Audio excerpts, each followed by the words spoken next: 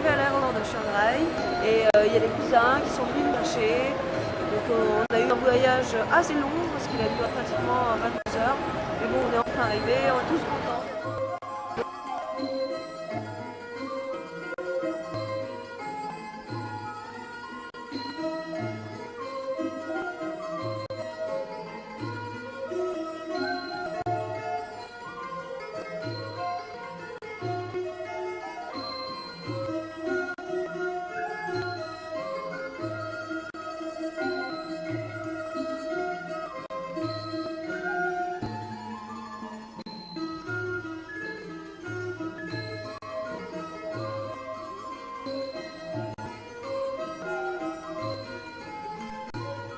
Il faut 1 heure de trajet depuis Shanghai pour atteindre le village de Payapip.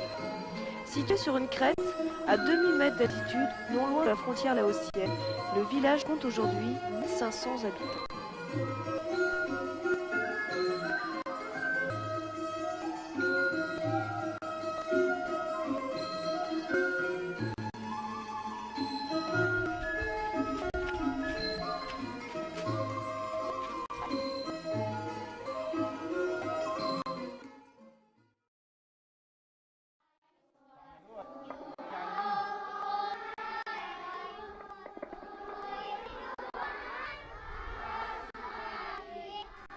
Aujourd'hui, visite de l'école avec M. Bouilly, le directeur, et présentation de l'association à l'ensemble de l'école.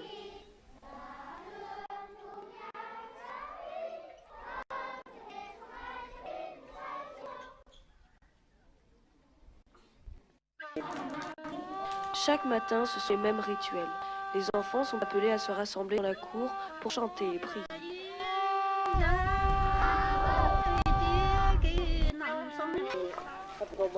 Certains d'entre eux regagnent les salles de cours, alors que d'autres restent pour pratiquer le sport de combat national, la boxe thaï.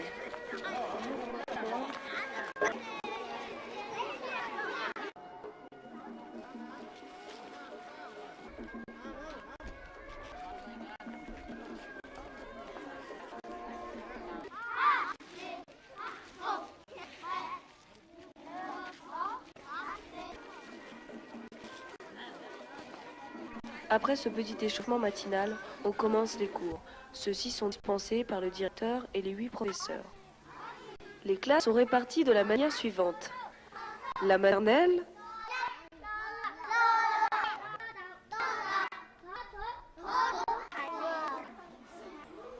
les classes de PO 1 à PO 6, soit du CP au CM2,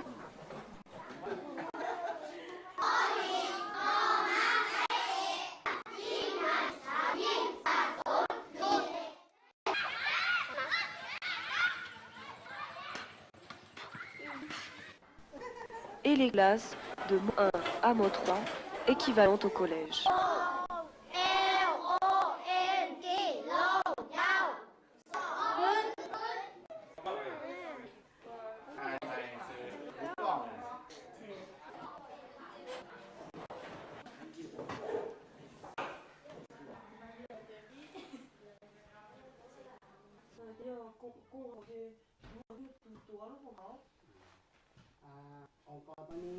Après -3, la majeure partie des jeunes ne peut poursuivre l'enseignement secondaire dans les grandes villes faute de moyens.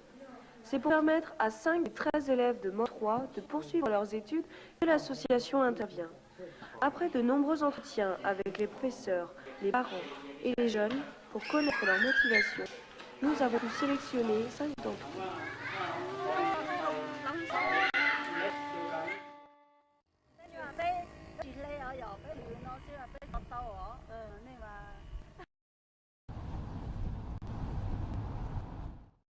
Au collège Montfort, on a été invités à manger avec Mademoiselle May, qui est là donc pour accueillir toutes les personnes étrangères qui arrivent au collège.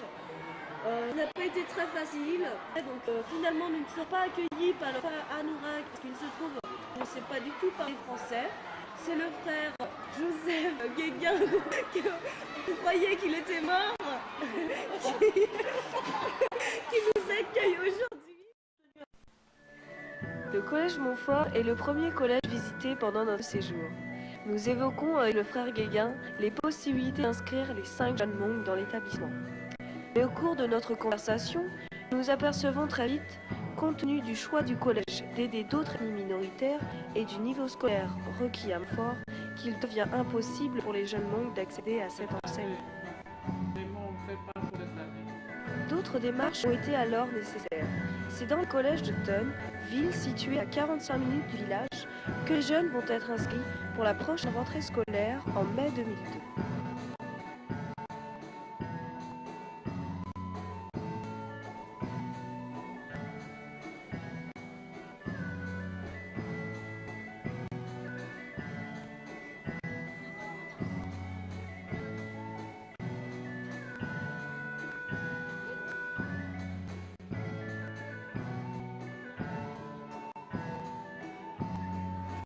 Nous avons rendez-vous avec les 28 enfants qui sont scolarisés dans les grandes villes. Donc nous allons rencontrer les parents et puis les enfants qui sont tous costumés. Ce temps d'échange nous a permis d'évoquer l'avenir des Hmong. Les parents parlent de ségrégation entre les ethnies minoritaires et les Thaïlandais. Les jeunes, eux, parlent d'intégration et de vie meilleure. Acquérir la nationalité thaïlandaise est primordial car cela permet de solliciter un emprunt auprès de l'État. Bien souvent, cet emprunt est insuffisant. C'est pourquoi l'association va participer aux frais de rentrée scolaire en 2002. À notre grande surprise, ce ne sont pas 28, mais 52 jeunes du village qui, grâce à ce système, sont aujourd'hui scolarisés dans les grandes villes.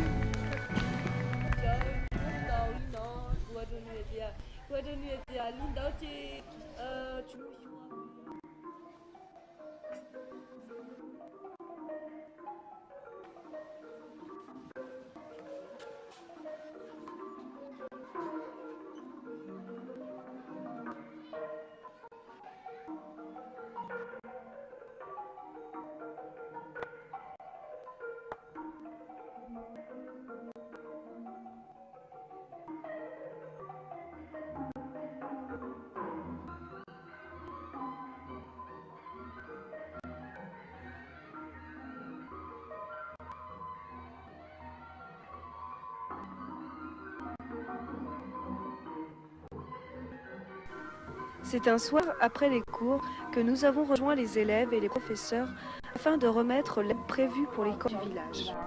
Les enfants ont reçu avec beaucoup d'enthousiasme les fournitures scolaires et le panier de basket.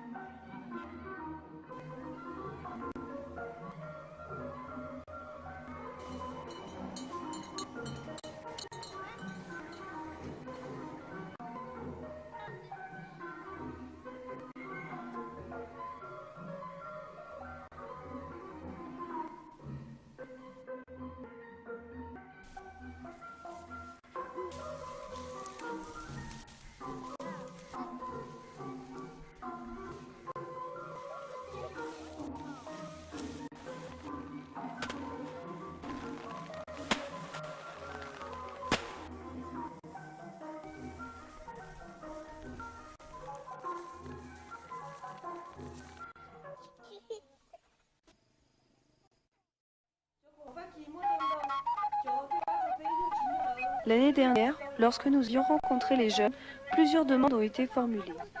Le club jeune, à qui nous avons remis des t-shirts, compte environ 40 membres. C'est un lieu d'échange où chacun peut venir le soir après l'école ou les travaux des champs pour discuter, jouer de la musique, chanter. On y fait aussi de la prévention contre la drogue, le sida. D'autre part, le club de danse additionnel est vu remettre un synthétiseur.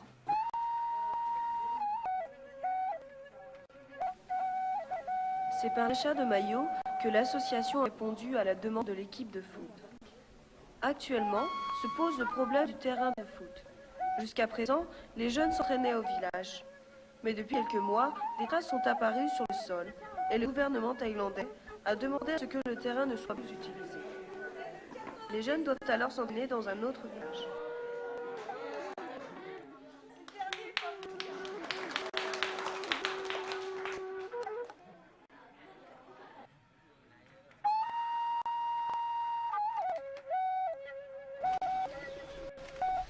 Un projet de terrain de sport est en cours. Le lieu a été retenu et le coût du projet se porte à 1 800 €.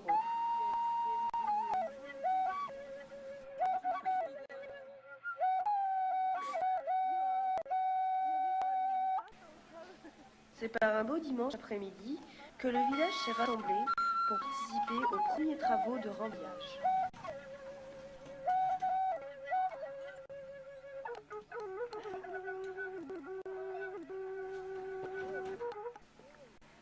Petit à petit, les choses se font. Petit à petit, le terrain de foot se construit. Nous avons passé de difficiles et merveilleux moments avec les mômes du village. Nous avons partagé leur vie de tous les jours. Ils ont espoir et ont tout plein de projets. Le terrain de foot, l'irrigation des champs, acquérir une maison en Chiang-Rai pour loger les jeunes étudiants du village. Rien n'est impossible, tout reste à faire. Ils ont juste besoin d'un coup de pouce pour se lancer.